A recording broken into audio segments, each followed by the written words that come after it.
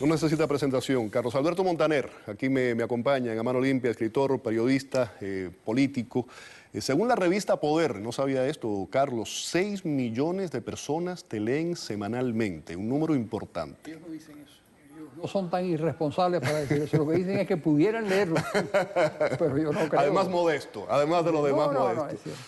Un hombre sencillo, de conversación fácil, y vamos a charlar con él. Bueno, primero, de esta última novela, Tiempo de canalla, nos traslada a la Guerra Fría, ¿no? ¿Qué es exactamente?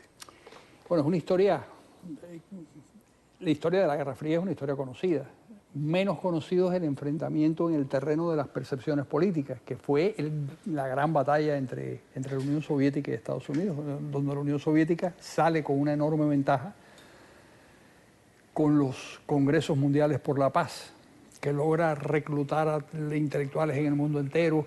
La famosa Paloma de la Paz de Picasso es precisamente un símbolo de esos Congresos Mundiales por la Paz que los soviéticos ponen en marcha. Lo hacen en París, lo hacen en México, lo hacen en Nueva York. Y los norteamericanos no saben cómo defenderse de ese aluvión de propaganda política tan bien presentada como hicieron los soviéticos. Como periodista me llamó mucho la atención.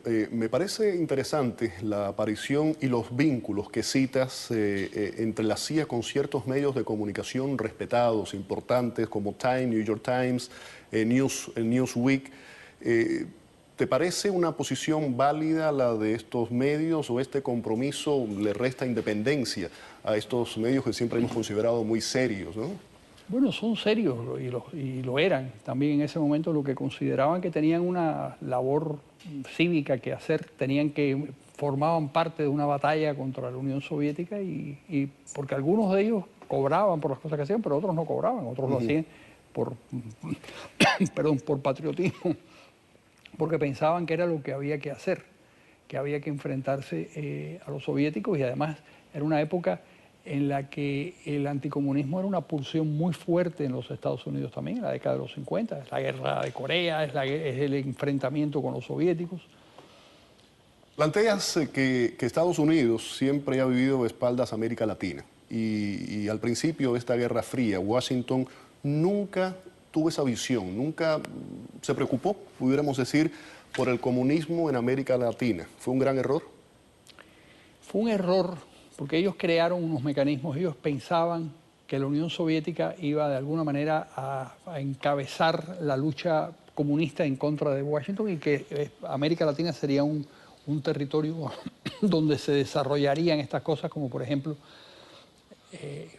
crearon, por ejemplo, el Tratado Interamericano de Asistencia Recíproca en 1947 para la eventualidad de un enfrentamiento militar.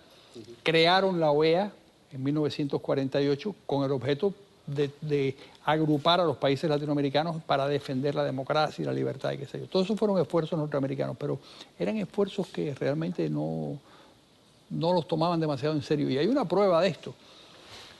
La guerra de Corea, entre 1950 y 1953, que fue una guerra terrible que costó 30.000 muertos en los confines del Pacífico. Sin embargo, los norteamericanos en época de Truman, que estaban dispuestos, y finalmente se terminó en época de Eisenhower, que estaban dispuestos a ir a pelear a Corea, cuando en Cuba, solo 6 años después, se establece una cabeza de puente de la Unión Soviética, pues lo ignoran. No lo ignoran, pero no hacen lo posible por eliminar el comunismo en Cuba. Lo dejan, lo aceptan, lo toleran. Aquí lo tienen, es Tiempo de canallas, el amor, la traición y la muerte en la Guerra Fría, de Carlos Alberto. Historia de amor. La historia de amor. Precisamente ahí voy. Hay historia, política, sexo. ¿Cómo se prepara la novela? ¿Cómo se eligen temas? ¿Cómo se define lo que es la columna vertebral de esa novela, y después se va condimentando, ¿no? la trama, para que tenga sabor, para que no sea algo sosa? Bueno, yo estaba escribiendo Otra vez a Dios, y había un capítulo en Otra vez a Dios donde llegaban a Cuba, cosa que ocurrió realmente, Salvador de Madariaga, que era un intelectual español muy importante, y Julián Gorquín, otro intelectual español, trotskista, ex-trotskista, muchas gracias, ex-trotskista, y van a organizar un frente anticomunista, un frente intelectual anticomunista. Y hay una contrapartida cubana muy importante, algunos intelectuales de primer rango, Levi Marrero, por ejemplo, que es uno de los grandes historiadores y gran geógrafo cubano, Raúl Roa, que fue otro de los que participó en el esfuerzo antisoviético en el año 53, 54. Pero cuando escribía ese capítulo, me di cuenta que ahí había un elemento fundamental. Y era, en primer lugar, nadie había utilizado la Guerra Fría como telón de fondo de una historia de amor y de traiciones, porque son las dos cosas.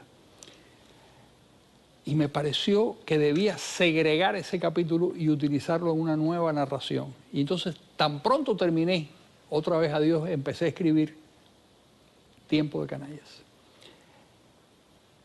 que me pareció una gran época y una época de grandes ilusiones.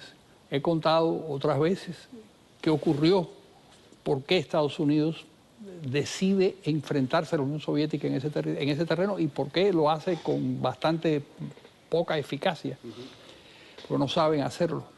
Y tienen que utilizar a los excomunistas porque son los únicos que tienen el expertise y los únicos que tienen la furia antisoviética, porque han sido estafados, han sido engañados, y en el caso de los trotskistas españoles han sido asesinados por los soviéticos. Entonces ellos son los que tienen el fuego para luchar y los que saben enfrentarse al aparato de propaganda soviético. Por cierto, tenía un gran teórico, que era el alemán Willy Münzenberg, que fue un gran experto en propaganda.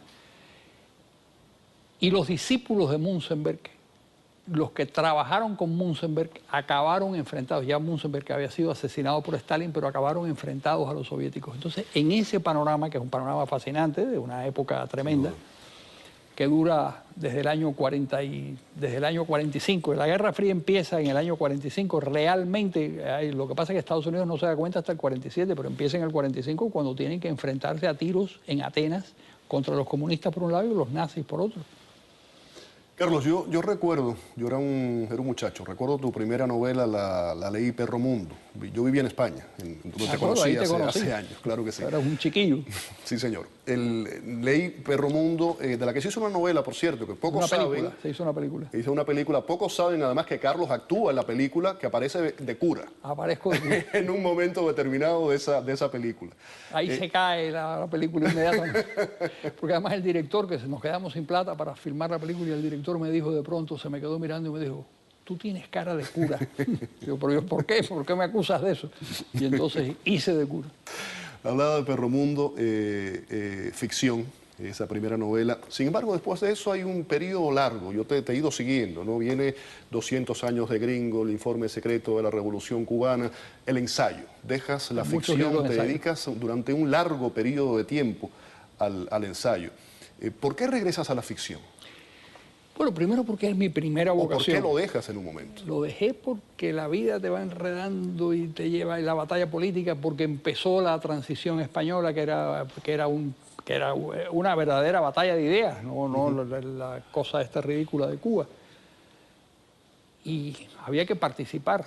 Ahí me acerqué a los grupos liberales españoles, formé parte de esos grupos liberales españoles, liberales en el sentido europeo de la palabra. Y me tocó participar en esa lucha con mucho entusiasmo, hasta que en 1987 es que publiqué Trama, que quizás se adelantó un poco a cuando debió aparecer. Debió aparecer en el 98, en el centenario del hundimiento del Maine, porque es una novela sobre el hundimiento del Maine, donde los personajes, la fórmula es la misma, es decir, un gran panorama histórico donde los personajes de ficción cuentan ciertas cosas. Eso fue Trama.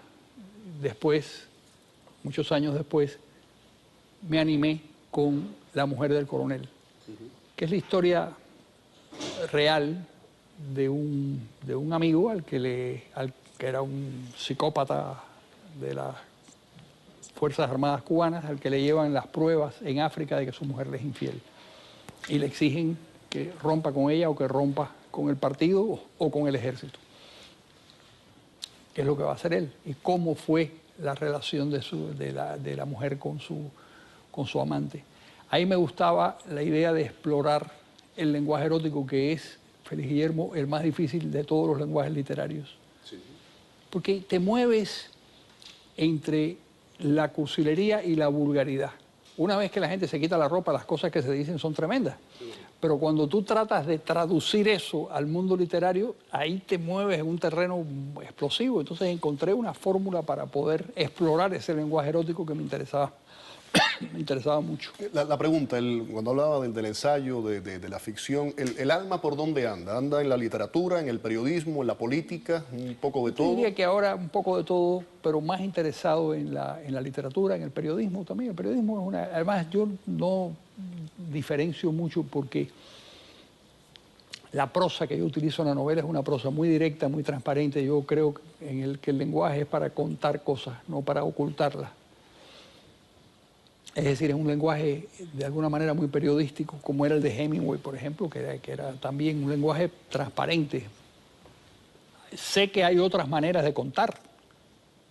Sé que pues, Lezama Lima es una cosa y que Faulkner era otra, y sé que hay diversas maneras de contar, pero a mí la que más me interesa es la narración directa, comunicarle emociones al lector, que es una cosa un poco rara que hacemos los escritores, ¿no? Sin embargo, perdóname, esto lo has cambiado un poco y vuelvo a Perro Mundo. Si vamos Perro Mundo a era distinto. Era distinto, era más visual, era más...